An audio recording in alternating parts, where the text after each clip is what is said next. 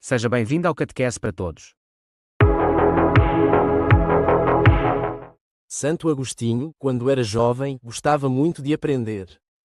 Ele começou a estudar na cidade onde nasceu, chamada Tagaste. E depois foi para uma cidade maior, chamada Madaura.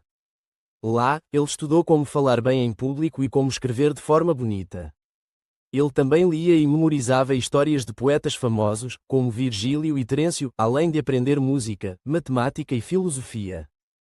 Quando ele tinha 17 anos, Agostinho se mudou para Cartago, uma cidade enorme e muito importante naquela época.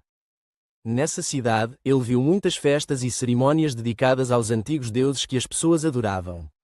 Agostinho ficou curioso e interessado por essas coisas. Enquanto estava em Cartago, Agostinho teve um filho chamado Adeodato, que nasceu de um relacionamento que ele teve com uma mulher de lá.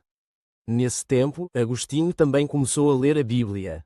No início, ele não gostou muito, porque achou que a linguagem da Bíblia era muito simples.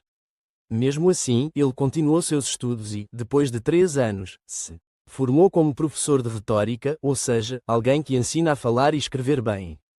Santo Agostinho não estava feliz com as respostas que a religião maniqueísta lhe dava. Ele queria entender melhor a vida e Deus, então decidiu deixar essa religião para trás. Depois disso, ele ficou muito cético, ou seja, tinha dúvidas sobre tudo.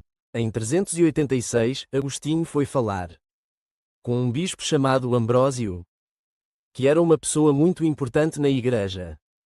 Ele queria um emprego como professor, mas, ao invés disso, encontrou alguém que poderia ajudá-lo a responder suas perguntas sobre Deus.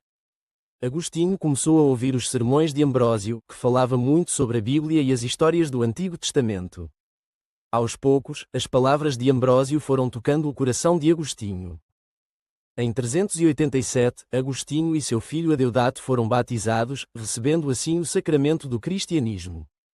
Depois de tudo isto, voltou para a sua cidade natal Tagaste, vivendo a partir daí mais próximo de Deus, vendendo os bens que havia herdado do seu pai e deu todo o dinheiro aos pobres. Com os amigos Alípio e Ovídio, Agostinho criou um mosteiro, um lugar para viver dedicado à fé.